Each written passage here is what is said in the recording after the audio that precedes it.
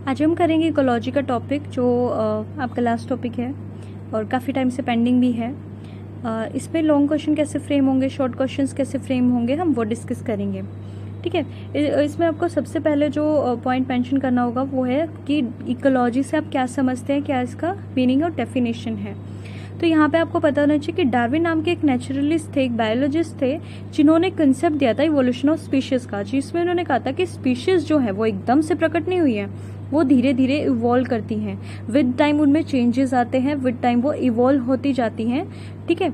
और अगर वो जो नेचर में जो चेंज आ रहा है, अगर वो उनके साथ एडजस्ट ना कर पाए, ठीक है, जैसे जैसे कंडीशंस एनवायरनमेंट में चेंज हो रही है, अगर वो स्पीशीज़ उसके साथ चेंज ना कर पाए तो क्या होगा, वो स्पीशीज़ ख़त्म हो जाएगी। ठीक है। अब खुद लगा के देख लो, अभी इंसान धरती पे क्यों एग्जिस्ट कर पा रहा है, क्यों एग्जिस्ट कर पा रहा है? क्योंकि हमारे यहाँ फेवरेबल कंडीशंस है।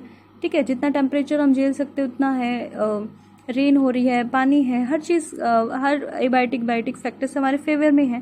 बट सपोज़ ये सभी एबायोटिक फैक्टर्स हमारे फेवर में न रहें तो क्या इन बदलती कंडीशंस के साथ इंसान इन कंडीशंस को झेल पाएगा? अगर झेल जाएगा तो इंसान जो है वो कैरी फॉरवर्ड होता रहेगा, उसकी जनरेशन आती जाएंगी। बट ये कंडीशन अगर इतनी ज़्यादा ख़राब है कि इंसान सर्वाइव नहीं करेगा तो इंसान की जो पूरी आपकी पॉपुलेशन है वो सब खत्म हो जाएगी, और कोई और स्पीशीज़ जो इन बुरी कंडीशंस को भी झेलेगी वो फिर आगे कंटिन्यू होगी। इसको हम बोलते हैं सर्वाइवल ऑफ द फिटेस्ट, जो आपके डार्विन के काम से ही इंस्पायर होकर स्पेंसर ने दिया था। तो सर्वाइवल ऑफ द फिटेस्ट, कि जो फिट है, जो बदलती कंडीशंस को झेल जाएगा वो सर्वाइव कर जाएगा, अदरवाइज जो नहीं झेल सकता वो ख़त्म हो जाएगा। ठीक है। सपोज आपकी बारिश नहीं हो रही है या आपने पौधों में पानी नहीं दिया तो पौधे क्या करते हैं, अपने आप जो उनकी लीव्स होती है जो इतनी ब्रॉड होती है वो धीरे धीरे श्रिंक होने लगती हैं। उनका एक तरीका है खुद को प्रिजर्व करने का, बचाने का। बट अगर ऐसा लॉन्ग टर्म में होगा तो शायद वो सर्वाइव ही ना कर पाए, या फिर ऐसा भी हो सकता है कि धीरे धीरे इनकी जो लीव्स हैं ये ब्रॉड से बिल्कुल थिन होती जाए। ठीक है। और ऐसे कहते हैं कि जो कैक्टस है उनकी लीव्स जो थी पहले बहुत ब्रॉड होती थी, बट क्योंकि डिजर्ट लाइक कंडीशंस बनती गई तो वो कन्वर्ट होगी थॉर्न्स में, कांटों में बदल गई। ठीक है। तो यहाँ से आपको बस सिंपली इतना याद रखना है कि डार्विन नाम के जो बायोलॉजिस्ट, जो नेचुरलिस्ट थे, उन्होंने इवोल्यूशन ऑफ द स्पीशीज़ का कंसेप्ट दिया है, जिसमें उन्होंने बताया कि स्पीशीज़ जो है विद टाइम इवॉल्व करती हैं। क्यों? क्योंकि उनकी इंटरेक्शन होती रहती है उनके आसपास के सराउंडिंग एनवायरनमेंट से, और वो इंटरेक्शन में अगर वो उन चीज़ों को झेल ना पाए, इवोल्व ना करें, तो वो एक्सटिंक्ट हो जाएगी। तो यहाँ से डार्विन के काम से कहीं ना कहीं हिंट मिल गई थी कि जो आपके बायोटा है, जो आपके लिविंग ऑर्गेनिजम्स हैं, वो आपके एनवायरनमेंट के साथ इंटरेक्ट करते हैं। एनवायरनमेंट लिविंग ऑर्गेनिजम्स पे इम्पैक्ट डालता है, और आपकी जो जीव हैं वो आपके एनवायरनमेंट पे इम्पैक्ट डालते हैं। तो यहाँ से लिविंग ऑर्गेनिजम्स का एनवायरनमेंट पे इन्फ्लुएंस और एनवायरनमेंट का लिविंग ऑर्गेनिजम्स पे इन्फ्लुएंस, ये चीज़ समझ आ गई थी। बट इस रिश्ते को कहेंगे क्या? इसलिए ये जो शब्द था ये आपका 1869 में जाके जो आपके अर्नस्ट हैकल हैं, ये इस शब्द से डिनोट करेंगे कि जो लिविंग ऑर्गेनिजम्स का एनवायरनमेंट पे क्या इम्पैक्ट, और जो एनवायरनमेंट है उसका लिविंग ऑर्गेनिजम्स पे क्या इम्पैक्ट पड़ रहा है। ये जो रिलेशन है इसकी स्टडी को क्या नाम देंगे? अर्नस्ट हैकल इकोलॉजी टर्म देंगे। ठीक है। कुछ नहीं है, सबसे पहले आपको बस इतना याद रखना है कि 1859 में आपके डार्विन ने एक रिवोल्यूशनरी काम किया था, जिसमें उन्होंने बताया था कि इवोल्यूशन ऑफ स्पीशीज़ होता है। ठीक है। यहाँ से पता चल गया था कि इसका मतलब अगर स्पीशीज़ इवोल्व कर रही है तो क्यों कर पा रही है, क्योंकि उनका जो एनवायरनमेंट है वो चेंज हो रहा है और उसके साथ उनके साथ वो जो है इवोल्व हो रही हैं। तो यहाँ से मैं पता चल गया था कि एनवायरनमेंट जो है वो इन्फ्लुएंस करता है आपके लिविंग ऑर्गेनिजम्स को, और लिविंग ऑर्गेनिजम्स जो है वो आपके एनवायरनमेंट पे इन्फ्लुएंस डालते हैं। तो ये दोनों आपस में इंटरकनेक्टेड हैं। इसी इंटरकनेक्टेड की स्टडी के लिए क्या शब्द दिया गया? तो वो आपका अर्नस्ट हैकल 1869 में, इसके 10 साल बाद आपके एक शब्द दिया जाएगा जो कि होगा आपका इकोलॉजी। ठीक है। इकोलॉजी बेसिकली एक जर्मन वर्ड है, ग्रीक वर्ड है, जो इकोस का मतलब होता है हाउस और लोगोस होता है स्टडी, यानी study of the house, study of the habitat, यानी वहाँ पे रहने वाले, उस हैबिटेट में, उस जगह पे रहने वाले ऑर्गेनिजम्स और वहाँ का एनवायरनमेंट किस तरीके से इंटरेक्ट कर रहे हैं, इसकी स्टडी ही आपकी क्या है? इकोलॉजी। ठीक है। इसमें आपको ज़्यादा नहीं उलझना है, ये पैरा और यहाँ तक आपका इनफ है, ये सब इनमें आपको नहीं जाना है, ठीक है। तो आई होप इतना पैरा आपको क्लियर हो गया हो कि डार्विन ने किस तरीके से evolution of species the, origin of species का इनका जो काम था उससे हमें पता चल गया कि एनवायरनमेंट और जो ऑर्गेनिजम्स उनमें कहीं ना कहीं कोई रिलेशन है। इस रिलेशन को इकोलॉजी शब्द से डिनोट करने वाले कौन थे? अर्नेस्ट हैकर, ठीक है। और इकोलॉजी फिर सिंपली अगर हम शब्द इसकी डेफिनेशन देखें तो क्या है कि ये आपकी इकोलॉजी क्या है? ये आपका साइंटिफिक सब्जेक्ट है जो स्टडी करता है इंटरडिपेंडेंट, म्यूचुअल, रिएक्टिव और इंटरकनेक्टेड रिलेशनशिप किसके बीच में? बिटवीन द ऑर्गेनिजम्स यानी biotic components and between the physical environment means the abiotic component, ठीक है। अब कुछ याद आ रहा है? इकोसिस्टम में हमने पढ़ा था, एनवायरनमेंट में हमने देखा था कि एनवायरनमेंट के दो कंपोनेंट्स होते हैं, बायोटिक और एबायोटिक। अगर ये आपस में इंटरेक्ट करते हैं तो इस सिस्टम को हम बोलते हैं इकोसिस्टम, और इसी इकोसिस्टम की स्टडी को ही क्या बोलते हैं हम? इकोलॉजी, यानी study of interaction of biotic and abiotic components, ठीक है। उसके बाद आपको ये सब कुछ नहीं करना है, ठीक है।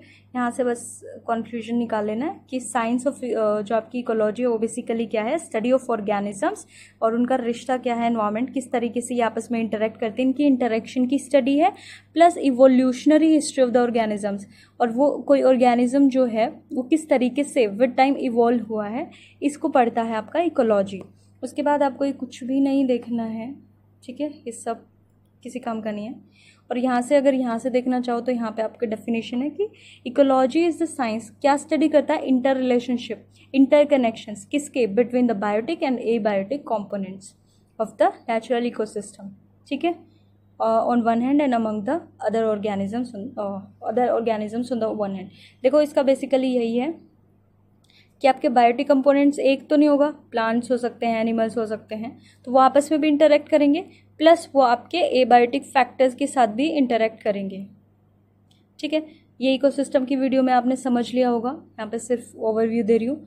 तो आपके interacting biotic components, interacting abiotic components की इंटरेक्शन की स्टडी को ही क्या बोलते हैं? आपके इकोलॉजी, ठीक है। Interacting biotic components and abiotic components, ठीक है। उसके बाद आपकी नेक्स्ट हेडिंग होगी कि स्कोप ऑफ इकोलॉजी। देखो आप कोई भी सब्जेक्ट पढ़ते हो तो उस सब्जेक्ट का एक सब्जेक्ट मैटर होता है, यानी उसका अपना एक फील्ड होता है, जो कुछ टॉपिक्स होते हैं, सब टॉपिक्स होते हैं जो आप उस सब्जेक्ट के अंदर पढ़ते हैं, ठीक है। जैसे आप मैथ्स में जो पढ़ते हैं वो ऑब्वियसली इकोनॉमिक्स में अलग पढ़ते हैं, आप ज्योग्राफी तो खैर सब सब्जेक्ट्स पढ़ता है, ठीक है। आप केमिस्ट्री में अलग टॉपिक्स पढ़ते हैं, आप फिजिक्स में अलग सब्जेक्ट मैटर होता है, तो हर सब्जेक्ट का अपना अलग सब्जेक्ट मैटर होता है जिसे हम स्कोप बोलते हैं, या वो क्या करना क्या चाहता है, क्या पढ़ना चाहता है। तो आपकी इकोलॉजी का क्या स्कोप या क्या एम है? हालांकि आपके काम का नहीं है, बट स्टिल आप एक ओवरव्यू ले सकते हैं, आंसर को अगर आप एनहेंस करना चाहते तो कर सकते हैं। या इवोल्यूशन पे, इकोलॉजी की इवोल्यूशन पे क्वेश्चन आए कि इकोलॉजी जो सब्जेक्ट है वो कैसे इवॉल्व हुआ है, तो एक आइडिया रख सकते हैं, ठीक है। इसमें बेसिकली यही याद रखना है कि जो आपका इकोलॉजी का स्कोप है, यानी इकोलॉजी के अंदर आप क्या क्या चीज़ों को पढ़ोगे, वो जो स्कोप है, जो उसका सब्जेक्ट मैटर है, वो एक्सपैंड हुआ है विद टाइम, ठीक है। पहले क्या था, जो आपका इकोलॉजी सब्जेक्ट है ये आपका बायोलॉजिकल साइंस से आया है, बायोलॉजी से आया है, ठीक है। क्योंकि बायोलॉजी जो सब्जेक्ट था वो क्या चाहता था कि मैं पढ़ना चाहता हूँ कि आपके जो बायोटिक कंपोनेंट्स हैं, आपके जो ऑर्गेनिजम्स हैं, वो एनवायरनमेंट से कैसे इंटरेक्ट कर रहे हैं, तो वो इन चीज़ों को पढ़ना चाहते थे। तो यहाँ से देखो बायोटिक और एनवायरनमेंट यानी बायोटिक और एबायोटिक की इंटरेक्शन हो गई, तो यही हमारा क्या है? इकोलॉजी। तो ये बायोलॉजी से आया था, ये बायोलॉजी का ही पार्ट था, सब फील्ड होती है ना एक सब्जेक्ट की, तो ये बायोलॉजी का ही सब फील्ड थी। बट बाद में इसको क्या किया गया, बाद में इसको रियलाइज़ किया गया कि नहीं, इसको सिर्फ बायोलॉजी तक लिमिटेड मत रखो, इसको बाकी सब्जेक्ट्स में भी फैलाओ, ठीक है, इसको बाकी सब्जेक्ट्स में भी इन्वॉल्व करो। और अब तो लोग जो हैं क्या करते हैं, इकोलॉजी को एक सिनोनिम की तरह यूज़ करते हैं कि ये आपका कंजर्वेशन ऑफ एनवायरनमेंट को डिनोट कर रहे हैं, ठीक है। उसके बाद जो है इसका स्कोप फैला, क्योंकि ये बाकी जो नॉलेज थी, बाकी ब्रांचेस ऑफ नॉलेज थी, उनका भी पार्ट बना, ठीक है, बाकी जो डिसिप्लिन्स थे उनका पार्ट बना। तो यहाँ पे बेसिकली आपको यही याद रखना है कि जो आपका इकोलॉजी है इसका जो स्कोप है वो एक्सपेंड किया है। इसका जो ओरिजिन है इस सब्जेक्ट का वो बायोलॉजिकल साइंस से हुआ है, बट बाद में ये जो अदर डिसिप्लिन्स है, अदर सब्जेक्ट्स हैं, उनके अंदर भी फैला है। ठीक है, उसके बाद क्या है, जो आपका इकोलॉजी है वो बेसिकली सिंपली क्या करता था, पहले इंटर रिलेशनशिप को पढ़ता था, बट अब क्या है, उस इंटर रिलेशनशिप को फिर, अच्छा चलो आगे कर लेते हैं, ये और अच्छे से हो जाएगा। ठीक है, इस पैराग्राफ में आपको ये दो बातें सीखने को मिली कि जो आपका इकोलॉजी है उसका स्कोप कैसे इंक्रीज कर रहा है, और ये पहले बायोलॉजिकल साइंसेस का सब्जेक्ट था और वो कैसे आपका बाकी सब्जेक्ट्स में अडॉप्ट किया गया। ठीक है, यहाँ पे अगर ये ना पढ़ना चाहें तो आप सिंपली ये पढ़ सकते हैं।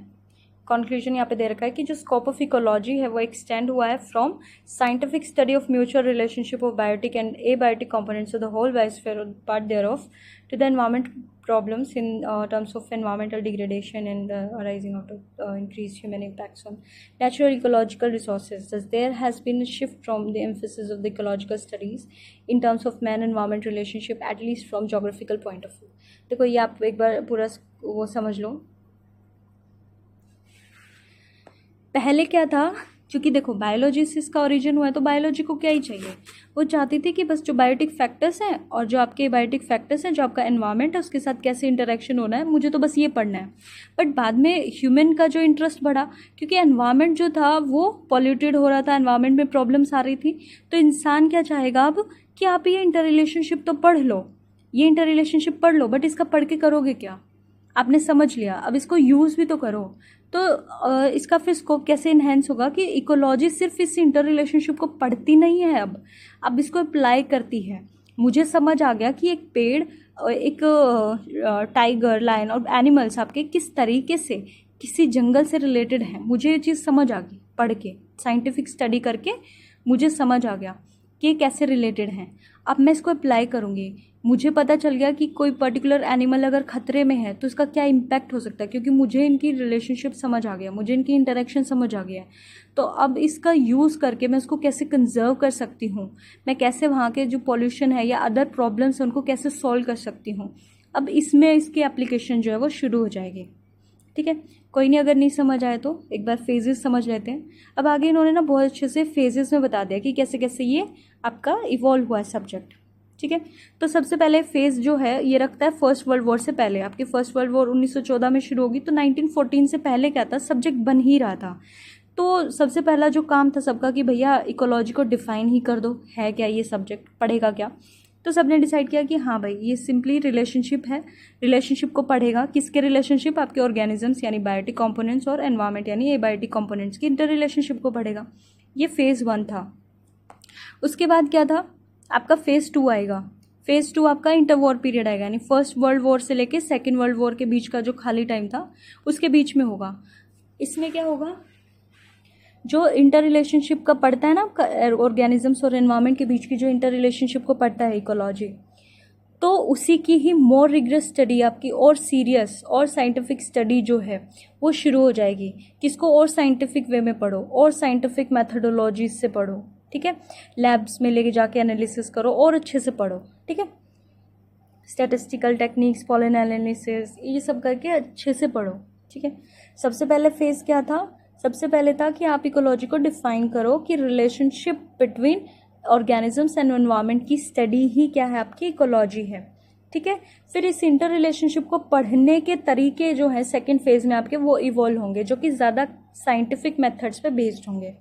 उसके बाद फेज़ 3 आपका आएगा सेकेंड वर्ल्ड वॉर के बाद से लेके 1960 तक। ठीक है, 1945 में ख़त्म हो गई थी आपकी सेकेंड वर्ल्ड वॉर, तो 1945 से लेके 1960 तक आपका फेज़ 3 आएगा, जिसमें आपका सिस्टम एनालिसिस जो है इन इकोलॉजिकल स्टडीज़ वो शुरू हो जाएगा। ठीक है, देखो अगर आपको याद है सिस्टम एनालिसिस में क्या होता है कि देखो पहले क्या होता था, एक प्लांट लिया, सपोज आप ये देखो प्रोजेक्ट टाइगर। ठीक है, अब प्रोजेक्ट टाइगर में आप क्या कर रहे हो, आपका सिर्फ सेंटर में कौन है, सिर्फ किसकी चिंता है आपको, सिर्फ टाइगर की। ठीक है, ठीक है, सिर्फ आपको किसकी चिंता है, टाइगर की। तो आप सिर्फ किसकी इंटरेक्शन को पढ़ोगे, टाइगर की इंटरेक्शन को पढ़ोगे बाकी एनवायरनमेंट के साथ, बाकी स्पीशीज के साथ। ठीक है, ये क्या होगा, ये बहुत नैरो माइंडसेट होता है कि आप सिर्फ एक सिंगल स्पीशीज को लेके कंसर्न है। बट एक सिस्टम एनालिसिस क्या होती है, सिस्टम में आप पूरे सिस्टम के वेरिएबल्स को कंसीडर करते हैं, यानी आप बेसिकली यहाँ पे आपको इकोसिस्टम को ही बोलना है। ठीक है, तो यानी आपके पूरे इकोसिस्टम की ही स्टडी, यानी यहाँ से क्या हुआ कि जो इकोलॉजी है उसकी जो बेसिक फंक्शनल यूनिट जो आपकी लेके चल रहे हैं, अब हम क्या लेके चलते हैं, हम इकोसिस्टम को पढ़ते हैं पूरे। अब हम किसी सिंगल यूनिट को नहीं पढ़ते, सिंगल स्पीशीज़ को नहीं पढ़ते, हम पूरे इकोसिस्टम को एक साथ पढ़ते हैं। ठीक है, यानी मैं पूरी एक एरिया के बायोटिक, ए बायोटिक, चाहे बायोटिक में आपके टाइगर है, एलिफेंट है, चाहे प्लांट्स हैं, ठीक है, ए बायोटिक में आपकी चाहे रेन है, आपकी रिवर है, कुछ भी है, तो उन सबको हॉलिस्टिकली एक साथ पढ़ते हैं। और अगर आपने इकोसिस्टम की वीडियो देखी है तो आपको समझ आ गया होगा कि यहाँ पे बेसिकली कहना क्या चाहता है। ठीक है, इससे पहले आपकी सिंपली इंटर रिलेशनशिप को पढ़ रहे थे, ऑर्गेनिज्म की और एनवायरनमेंट की। सेकेंड फेज में उनके रिलेशनशिप को पढ़ने के लिए कुछ मेथड्स इवॉल्व होंगे, और थर्ड फेज में कहता है कि आप इंडिविजुअल स्पीशीज़ को मत पढ़ो, पूरे सिस्टम को एक साथ पढ़ो। ठीक है, क्यों? क्योंकि आप एक इंसान, सपोज एक प्लांट है, सिर्फ एक प्लांट है और आप इसकी स्टडी कर रहे हो, लेकिन क्या ये प्लांट किसी और स्पीशीज से, सपोज कोई एनिमल स्पीशीज है या कोई बैक्टीरिया है, क्या उनसे रिलेटेड नहीं है? ठीक है, क्या बाकी एबायोटिक फैक्टर से इन्फ्लुएंस नहीं होता? तो आप सिर्फ उसको अलग से कैसे कर सकते हैं? जब आप एक एरिया कंसीडर करते हैं तो उस एरिया में सब बायोटिक एबायोटिक फैक्टर्स को कलेक्टिवली कंसीडर करो।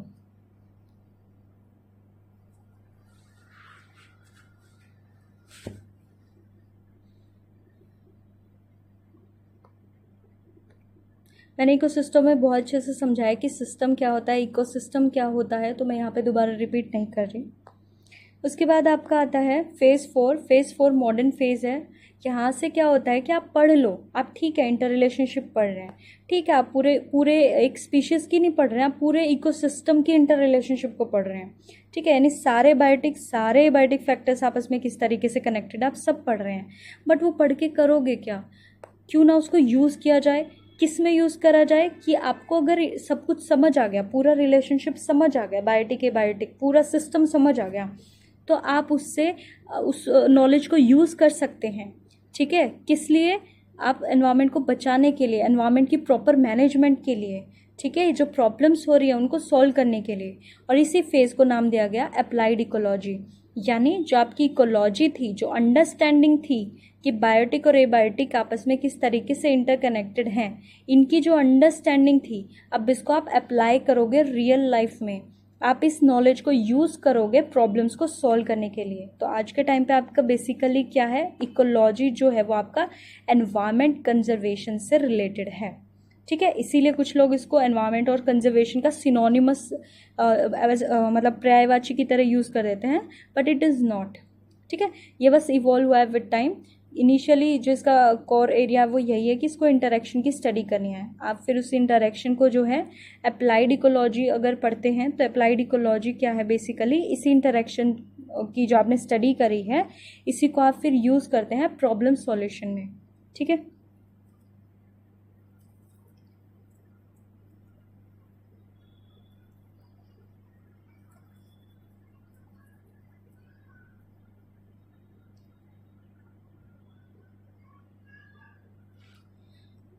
तो अगर ये पॉइंट आ जाता है तो आपको सिंपली कुछ पॉइंट्स याद रखने हैं। कौन कौन से पॉइंट है? सबसे पहले आपका जो स्कोप है वो इंक्रीज़ हुआ है।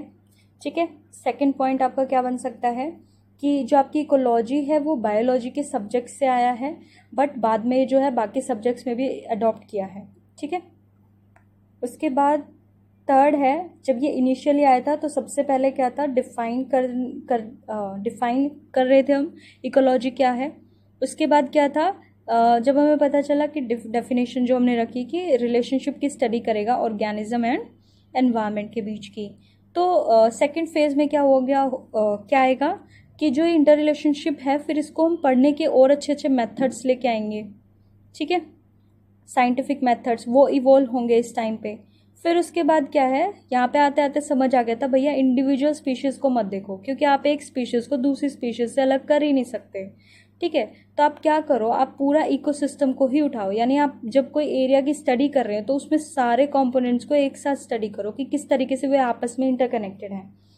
उसके बाद जो आपकी इकोलॉजी है, आपने इंटरकनेक्शन को समझ लिया, आपने सब कुछ समझ लिया, और उसके बाद एनवायरनमेंट में भी बहुत सारी प्रॉब्लम्स आ रही थी। तो क्या आता है, आपकी इकोलॉजी की एक ब्रांच निकल के आती है अप्लाइड इकोलॉजी, जो कहती है कि जो भी आपने इंटरकनेक्शन को समझा है, ठीक है, अब उसको यूज़ करो। ठीक है, अगर ऑब्वियसली आपको पता है कि ये वाला प्लांट पे सपोज ग्रासेस हैं, तो ग्रासेस पे अगर आपको पता है कि यहाँ पे आपके हर्बीवोर्स जो है इस पर डिपेंड करते हैं, और अगर ये ग्रासेस जो है वो ख़त्म होती जा रही हैं, आपको पता है इंटर रिलेशनशिप की ग्रासेस पे ये वाले एलिमेंट हर्बीवोर्स डिपेंड कर रहे हैं, तो अगर ये कम हो रही है तो आप ऑब्वियसली अंदाज़ा लगा सकते हो, अगर आपको इनके इंटरेक्शन की पता है तो अंदाज़ा लगा सकते हो कि अगर ये जो ग्रासेस है वो कम हो गई तो इसका मतलब भैया ये हर्बीवोर्स खतरे में हैं, तो आप मेजर्स ले सकते हो, कंजर्वेशन एफर्ट्स कर सकते हो। ठीक है, तो ये आपका बेसिकली इवोल्यूशन है। ये हो जाएगा, ये सॉरी,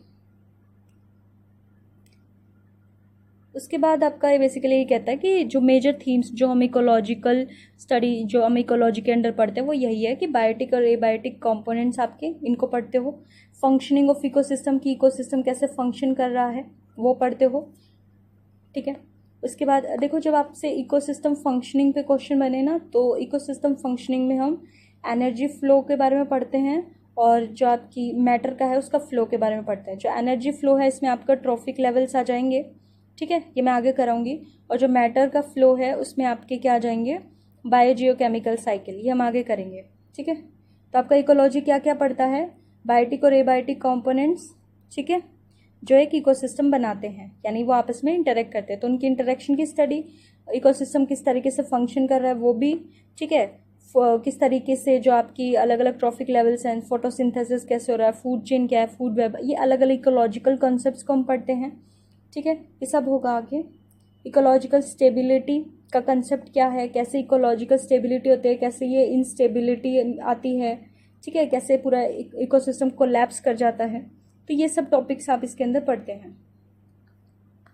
ठीक है, ये आप देख लेना।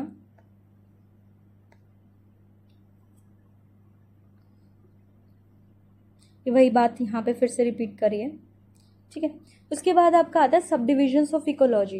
देखो इतना है नहीं ये इम्पोर्टेंट, बट इसमें आप कुछ टर्म्स जो है यहाँ पे सीख लो।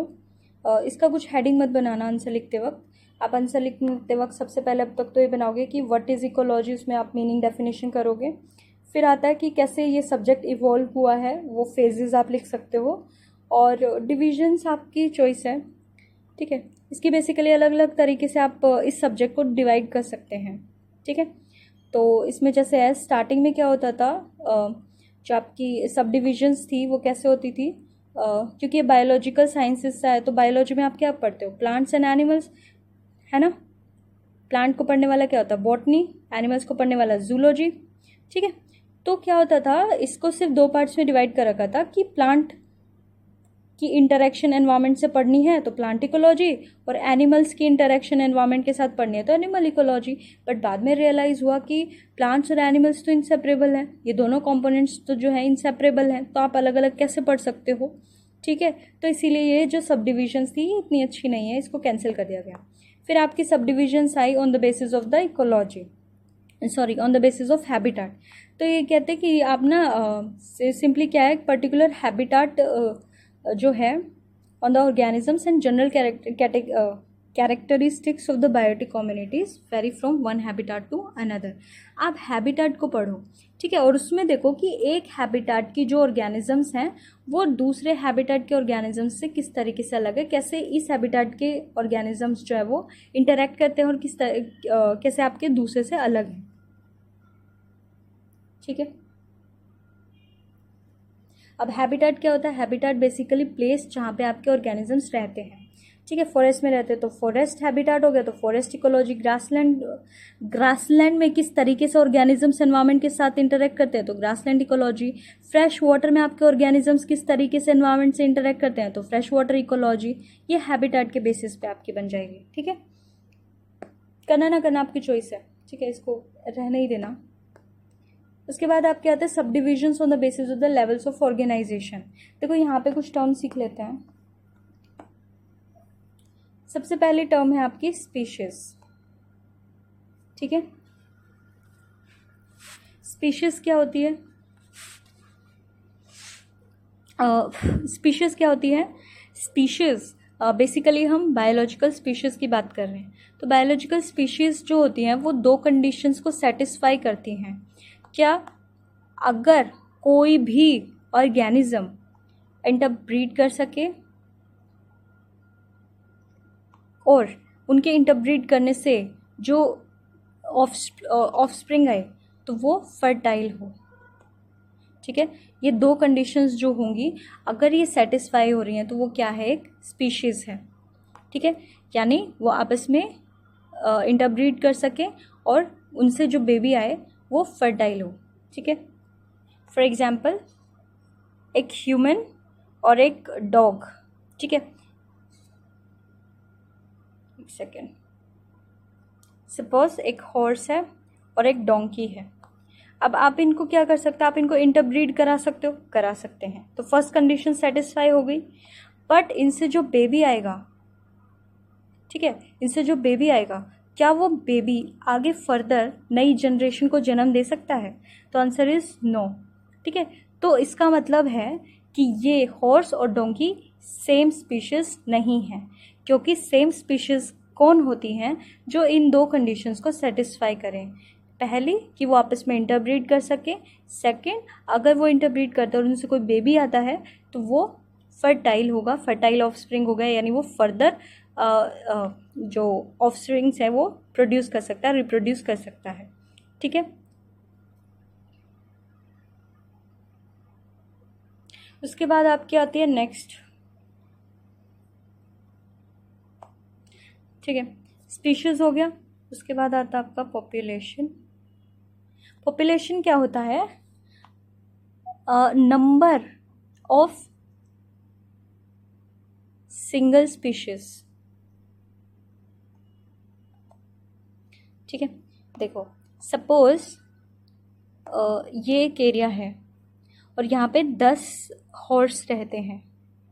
ठीक है, H H H H H H, और एक लायन रहता है।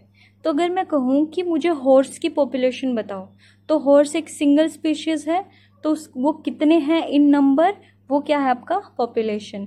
ठीक है, समझ आया? और अगर मैं यहाँ पे पॉपुलेशन ऑफ लायन की बात करूँ तो वो कितना है? 1। ठीक है, तो पॉपुलेशन सिंपली क्या है आपकी? Number of single species. कोई सिंगल स्पीशीज़ का कितना नंबर है in a particular area in a particular time. ठीक है, जैसे ह्यूमन बीइंग है अगर, तो वो क्या हो जाएगी? Human population. एलिफेंट है तो एलिफेंट की पॉपुलेशन। ठीक है, आगे समझ। उसके बाद क्या आता है आपका?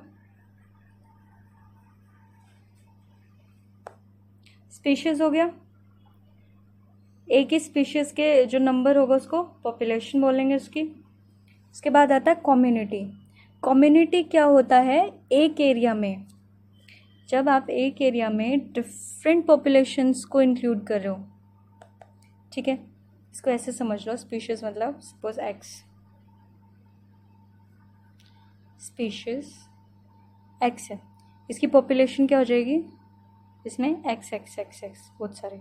ठीक है, और आपकी कम्युनिटी क्या होती है? इसमें एक्स एक्स भी आ सकता है, इसमें वाई वाई भी आ सकता है, इसमें जेड जेड भी आ सकता है। ठीक है, तो कम्युनिटी क्या होती है? जब मोर देन 1 स्पीशीज़ की पॉपुलेशन आपकी कोएग्जिस्ट कर रही है किसी एरिया में, तो वो क्या होता है आपका? कम्युनिटी। ठीक है, जैसे आपका ये सपोज आप अपना घर लगा लो। ठीक है, ये आपका घर है, तो यहाँ पे आप ह्यूमन बींग आप भी रह रहे हो, आपके घर पे 2-4 पेड़ हैं तो पेड़ भी हैं, हो सकता है आपने कोई एनिमल को भी पाल रखा हो तो आपके घर एनिमल भी है।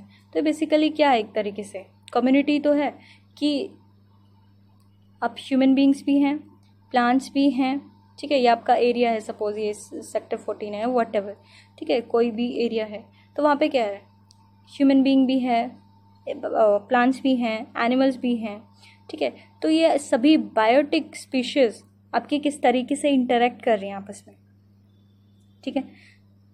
देखो यहाँ पे एनवायरनमेंट नहीं आएगा, यहाँ पे सिर्फ बायोटिक कंपोनेंट्स हैं, ठीक है। पॉपुलेशन क्या है, सम ऑफ या नंबर ऑफ सेम स्पीशीज।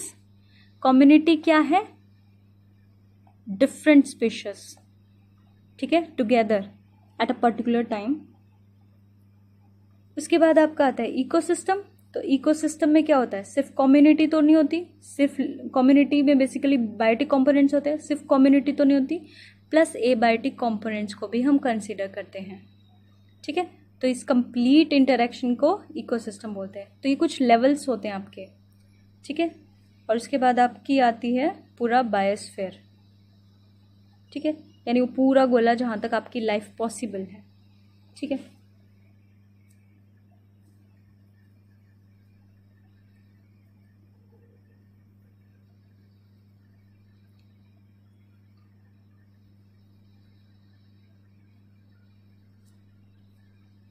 तो आपकी हमने टर्म्स डिस्कस की। स्पीशीज़ क्या है, आपकी पॉपुलेशन क्या है। तो पॉपुलेशन सिंपली क्या है, सम ऑफ या number of same species in a particular area, ठीक है। और अगर आप उसी पर्टिकुलर एरिया में सभी बायोटिक जो स्पीशीज़ हैं, आपकी जितने भी स्पीशीज़ हैं, उन सब के नंबर्स को देख रहे हैं, उन सबको देख रहे हैं, तो वो कम्युनिटी है, ठीक है। सबकी इंटरेक्शन को, सब डिफरेंट पॉपुलेशंस जो है उनको कंसीडर कर रहे हैं। और इकोसिस्टम क्या है, आपकी कम्युनिटी, यानी आप बायोटिक फैक्टर्स को तो देख ही रहे हैं, प्लस वहाँ के बायोटिक फैक्टर्स को भी कंसीडर कर रहे हैं, ठीक है। अब उसके बाद देखो, अगर इस बेसिस पे आप करते हैं, लेवल्स ऑफ ऑर्गेनाइजेशन के बेसिस पे आप करते हैं, जो कि क्या आपका species, population, community, ecosystem, biosphere. तो इस बेसिस पे आप देखते हैं तो 2 ब्रांचेस हो जाते हैं आपकी इकोलॉजी की, ऑर्टिकोलॉजी और सिनिकोलॉजी। ऑर्टिकोलॉजी क्या होती है कि जब आप एक इंडिविजुअल स्पीशीज़ की एनवायरनमेंट के साथ इंटरेक्शन पढ़ते हैं तो वो क्या है आपकी ऑर्टिकोलॉजी। बट जब आप कंप्लीट ऑर्गेनिज्म की, सभी स्पीशीज़ की, उनके एनवायरनमेंट के साथ इंटरेक्शन पढ़ते हैं तो वो क्या होता है आपका सिनिकोलॉजी, ठीक है। कुछ नहीं है, जो आपकी ऑर्टिकोलॉजी है ये क्या है, ये नैरो है, और जो आपकी सिनिकोलॉजी है ये ब्रॉड है। ये सिर्फ एक इंडिविजुअल स्पीशीज़ की क्या इंटरेक्शन है उसके एनवायरनमेंट के साथ उसको पढ़ता है, ये पूरे इकोसिस्टम को पढ़ता है, ठीक है। ये पूरी जितनी भी आपकी स्पीशीज़ है, जितने ऑर्गेनिजम्स हैं, उनका क्या रिलेशन है उसके एनवायरनमेंट के साथ, ये कंप्लीट स्टडी करता है, ठीक है।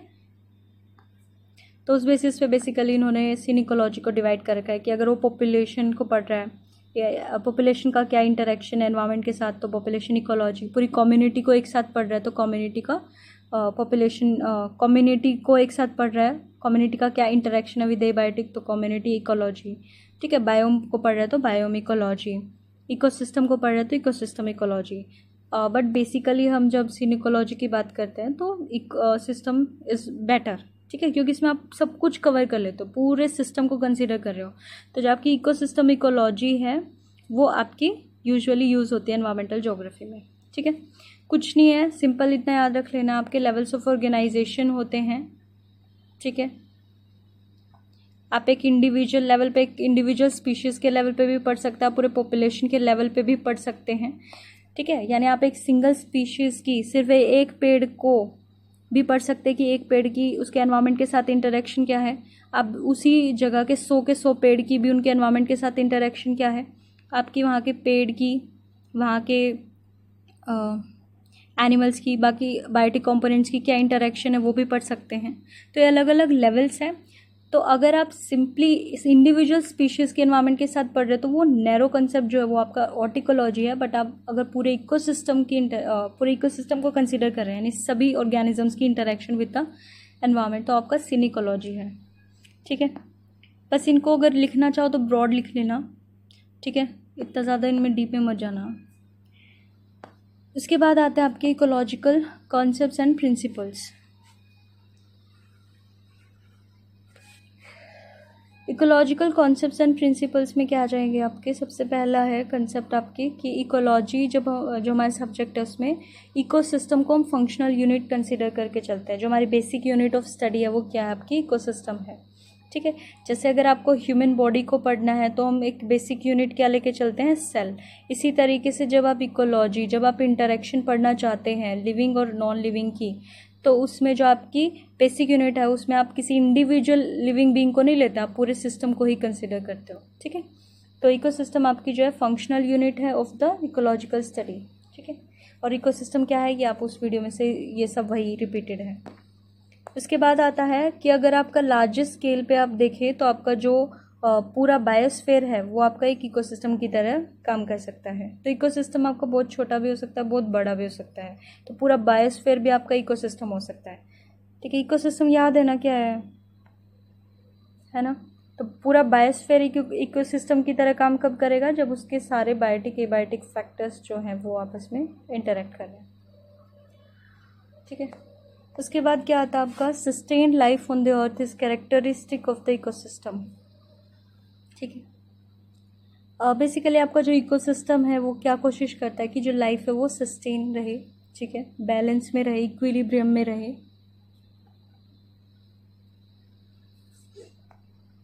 उसके बाद आपके कुछ एनवायरमेंटल प्रिंसिपल्स है, ये पॉइंट्स बना के ही लिख लेना कि देखो आप जब अटेम्प्ट करोगे तो व्हाट का एक टॉपिक बन जाएगा, फिर इसका इवोल्यूशन का एक शॉर्ट में बन सकता है, सब डिवीजन करना चाहो तो कर सकते हो। उसके बाद बना सकते हो इसके प्रिंसिपल्स, जो आपकी इकोलॉजिकल प्रिंसिपल्स हैं वो कौन कौन से हैं। ठीक है, तो सबसे पहला प्रिंसिपल यही है कि जब आप जो इकोसिस्टम है वो फंक्शनल यूनिट की तरह काम करता है आपका इकोलॉजी का, और इकोसिस्टम जो है वो लार्जेस्ट स्केल पे एक बायोस्फीयर के इक्वल हो सकता है। ठीक है, उसके बाद आपके एनवायरमेंटल प्रिंसिपल्स में क्या होता है? सबसे पहले कि कुछ भी डिसअपियर नहीं होता है। ठीक है, ठीक है, क्योंकि हर चीज़ वापस से रीअरेंज हो जाती है, साइक्लिक वे में वापस से रिटर्न होके आती है, तो कुछ भी डिसअपियर नहीं होता है। ठीक है, वो वही है, बस रूप बदल गया है बट वो वही है। ऑल सिस्टम्स और प्रॉब्लम्स जो है ultimately if not intimately are inter related. ठीक है, सारी जो आपकी सिस्टम है, सब जो हैं सभी चीज़ें आपस में इंटरकनेक्टेड है, भले ही बहुत ज़्यादा नहीं बट स्टिल अल्टीमेटली आपस में चीज़ें कनेक्टेड है। ठीक है, और जो हमारे रिसोर्सेज हैं अर्थ पे वो सब फाइनाइट है, वो ख़त्म हो जाएंगे एक दिन। ठीक है, फाइनाइट रिसोर्सेज हैं, जो है वो धरती के अंदर है। ऐसा नहीं है कि बाहर से कोई डिलीवरी करके जाता है 10 किलो पानी दे के जाता है डेली का, नहीं, अर्थ के पास जितना पानी है उतना ही है। ठीक है, उसके बाद आता है और जो ये इकोसिस्टम की जो स्टेबिलिटी है इसको बनने में मिलियंस ऑफ ईयर्स लगे हैं। ठीक है, ये ऐसा नहीं है कि एक ही दिन की बात है बट मिलियंस ऑफ ईयर्स लगते हैं। उसके बाद आता है आपका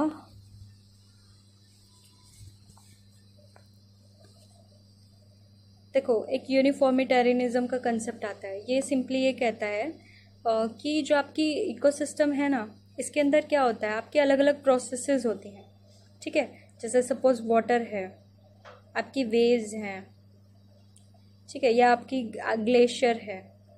ठीक है, तो ये सब प्रोसेसेस ये सब एजेंट्स हैं आपके। ठीक है, अब ये क्या करते हैं, काम करते हैं। वाटर क्या करेगा, चीज़ों को बहा के अपने साथ ले जाएगा। विंड क्या करेगी, चीज़ों को उड़ा के अपने साथ ले जाएगी। तो ये सिंपली यूनिफॉर्मिटेरियनिज्म का कंसेप्ट ये कहता है कि आपके जितनी भी एजेंट्स हैं, जितने भी प्रोसेसेस हैं, वो सब आप जब से आपकी अर्थ बनी है तब से वही काम कर रही हैं जो वो आज कर रही हैं। ठीक है, अगर विंड उड़ाती थी तो आज भी विंड उड़ाती है। हाँ, इंटेंसिटी चेंज हो सकती है कि इस एरिया में पहले बहुत हवा चलती थी बट आज ये एरिया जो है वो शिफ्ट हो चुका है, मूव हो चुका है, क्योंकि आपको पता होगा आपकी जो अर्थ है वो प्लेट्स में टूटी हुई है। ठीक है, और वो मूव करती हैं। जैसे हम पहले सदर्न हेमिस्फेयर के पास थे, तो इंडिया पे पहले जो थी बर्फ़ थी, फिर उसके बाद हम शिफ्ट हुए और अब हम इक्वेटर के ऊपर हैं। ठीक है। अब हम नदर्न हेमिस्फेयर में, बट स्टार्टिंग हम सदर्न हेमिस्फेयर के पास थे।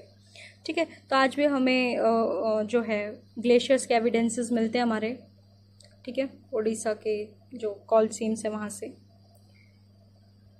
बट स्टिल यूनिफॉर्मिटेरियनिज्म का कंसेप्ट यही कहता है कि जो आपकी प्रोसेसेस है वो वही काम कर रही हैं जो पास्ट में करती थी, भले ही उनकी इंटेंसिटी चेंज हो गई है बट काम वो वही करती हैं। ठीक है, तो यहाँ पे क्या कह रहा है कि जो आपकी फिजिकल एंड बायोलॉजिकल प्रोसेसेस हैं वो प्रिंसिपल ऑफ यूनिफॉर्मिटेरियनिज्म को फॉलो करती हैं। ठीक है,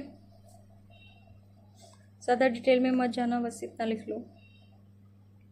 जो भी नेचुरल हैज़ार्ड्स आते हैं तो वो आपके बायोलॉजिकल कम्युनिटीज़ को बहुत बुरे से इम्पैक्ट करते हैं। कितनी जनरल सी बात है, ये आप लिख सकते हैं। All living organisms and physical environment mutually reactive है। ठीक है, ये आपस में एक दूसरे को इन्फ्लुएंस करते हैं, रिएक्ट करते हैं, इंटरकनेक्टेड है। ठीक है, वही बात है। उसके बाद क्या होता है, और ये जो इन्फ्लुएंस है, इंटरेक्शन है, ये पॉजिटिव भी हो सकते हैं, नेगेटिव भी हो सकती है। ठीक है, जैसे आपकी लाइकन है, ये क्या है बेसिकली, फंगाई प्लस एल्गी, ये दोनों पॉजिटिवली एक दूसरे को इम्पैक्ट डाल रहे हैं। कोरल्स आपने पढ़ा होगा, तो कोरल्स बेसिकली क्या है, आपके कोरल पॉलिप्स प्लस जूजेंथले, ये दोनों मिलके साथ में रहते हैं तो एक दूसरे के लिए पॉजिटिव हैं। बट एक लायन हर्बीवोर के लिए कैसी इंटरेक्शन होगी, इसके लिए तो नेगेटिव है क्योंकि इसको तो खा लिया गया है, इसके लिए पॉजिटिव है।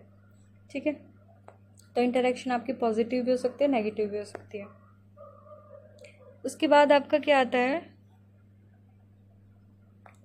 जो आपका इकोसिस्टम है ये फंक्शन करता है through input of energy, mainly solar radiations. तो जो आपका इकोसिस्टम है, जो आपकी अर्थ है, उस पर जो मेजर सोर्स ऑफ एनर्जी है वो क्या है, सन की एनर्जी है। ठीक है, मेजर सोर्स ऑफ एनर्जी क्या है, वो सन है। तो वो जो सारे काम चल रहे हैं वो किस इनपुट से, जो एनर्जी है उसका इनपुट क्या है, आपका सूरज, सोलर रेडिएशन। ठीक है, एक चीज़ हमेशा याद रखना कि जो आपकी एनर्जी होती है वो यूनिडायरेक्शनल होती है। यूनिडायरेक्शनल होती है, साइक्लिक नहीं होती है। ठीक है, सन से अगर कोई एनर्जी आ रही है, सपोज सन से एनर्जी आई, पौधों ने यूज़ किया, खाना बनाया, खाने को हर्बीवोर्स ने खाया, हर्बीवोर्स को लायंस ने खाया, लायंस की डेथ हो गई, उसको डीकम्पोज किया, सॉइल में गया, बट क्या वो वापस एनर्जी को सन के पास भेज रहा है, नहीं, तो साइकिल तो बनेगी ही नहीं, क्योंकि वापस साइकिल कंप्लीट होने के लिए क्या चाहिए, ये एनर्जी सन के पास जानी चाहिए, बट ये एनर्जी सन के पास नहीं जाएगी। तो इसलिए हम बोलते हैं कि जो एनर्जी का फ्लो है वो यूनिडायरेक्शनल है, सिर्फ एक डायरेक्शन में होता है, वापस घूम के सन के पास नहीं जाता। ठीक है, तो एनर्जी फ्लो में याद रखना क्या है, इसमें सोलर एनर्जी आपकी बेसिकली इनपुट है एनर्जी का, एनर्जी फ्लो यूनिडायरेक्शनल होता है।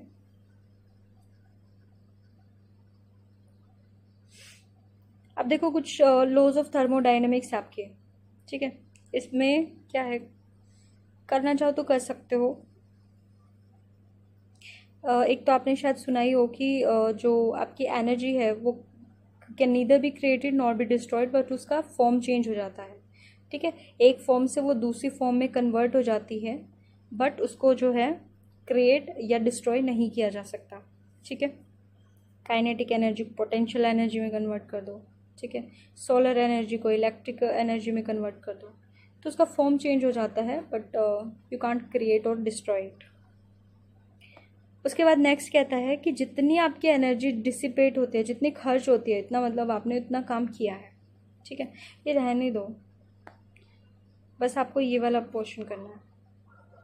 ठीक है, ये कहता है कि जो आपकी एनर्जी है, जो आपके ट्रॉफिक लेवल्स है, ट्रॉफिक लेवल बेसिकली क्या है, जो मोड ऑफ न्यूट्रिशन है उसके हिसाब से आप क्या है, जो आपकी फूड चेन जाते हैं, कौन किसको खाता है, उस हिसाब से आप ट्रॉफिक लेवल्स बनाते हो। सबसे पहले आपके प्रोड्यूसर्स आते हैं, किया है हमने, सबसे पहले आपके प्रोड्यूसर्स आते हैं जो खाना प्रोड्यूस करते हैं, फिर उसके बाद नेक्स्ट में आपके हर्बीवोर्स आते हैं, फिर उसके बाद नेक्स्ट में आपके कार्निवोर्स आते हैं। ठीक है, इस तरीके से साइकिल होती है। बट ये जो हायरार्की है ये 4 से 5 पे रुक जाती है। क्यों?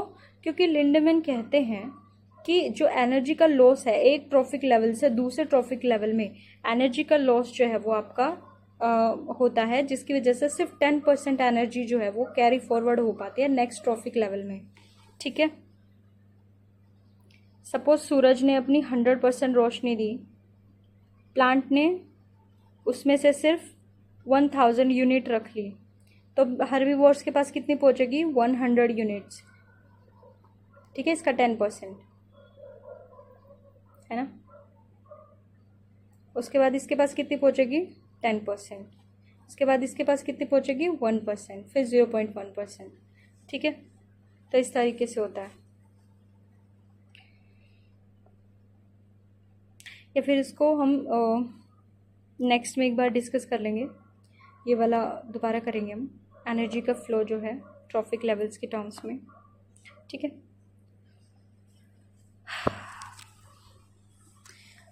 देखो